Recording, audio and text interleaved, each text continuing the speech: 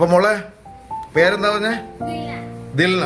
അതിന്റെ അർത്ഥം എന്താ ആണ്? ദിൽ എന്ന് വെച്ചാൽ അർത്ഥം എന്താ?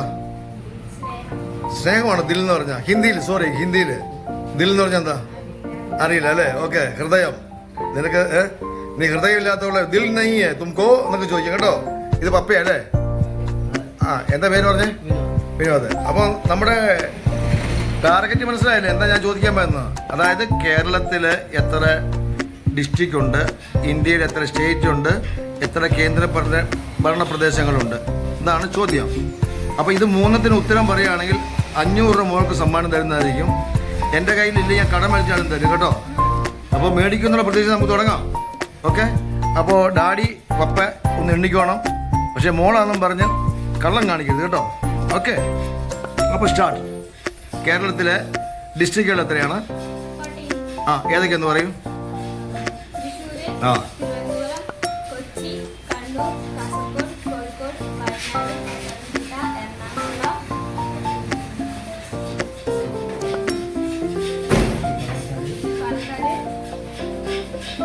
പറഞ്ഞു കൊടുത്തോളൂ.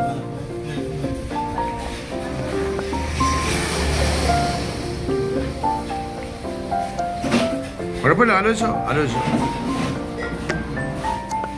സാരമില്ല, നമുക്ക് പൂർത്തീകരിക്കാൻ കഴിഞ്ഞ അടുത്ത ചോദ്യത്തിൽ പോട്ടെ. അപ്പോൾ അടുത്തത് നമ്മുടെ ഇന്ത്യയിൽ എത്ര സ്റ്റേറ്റ് ഉണ്ട്? 28. പറയൂ ഏതൊക്കെയാണ്? കാണാണ്ടറിയില്ല അല്ലേ? എന്നാലും അറിയാമെന്നൊന്ന് പറഞ്ഞു നോക്കിയേ. ഇപ്പം മോൾ എവിടെ താമസിക്കുന്നത്? വെണ്ണൂർ എവിടെയാ? അപ്പോൾ കേരളം. അങ്ങനെ അടുത്ത സ്റ്റേറ്റ് ഏതാ? യെസ്, തുടങ്ങും. അതൊക്കെ തന്നെയാണ് സ്റ്റേറ്റുകൾ. പറ. അറിയാവുന്നൊക്കെ പറ, കേട്ടിട്ടില്ലേ?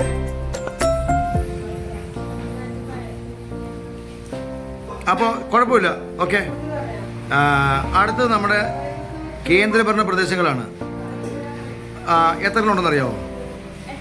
8 എണ്ണം ഉണ്ട്. 8 എണ്ണം പറഞ്ഞ ഏതൊക്കെയാണ്? കുഴപ്പമില്ല, സാരമില്ല. അച്ഛനറിയാനും കുഴപ്പമൊന്നുമില്ല. അച്ഛൻ്റെ പഠിപ്പൊക്കെ കുറവല്ലേ? പറ. അറിയില്ല, കുഴപ്പമില്ല, നമുക്ക് പഠിക്കാം. അപ്പോൾ അങ്കിളൊരു ഇത് പറഞ്ഞാൽ ഒരു പഠിക്കുന്നതിനൊരു ഫോർമുല. നമ്മുടെ കേരളത്തിൽ എത്ര ജില്ലകളുണ്ടെന്ന് പറഞ്ഞ മോള്? 14. 14 + 14 എത്രയാ?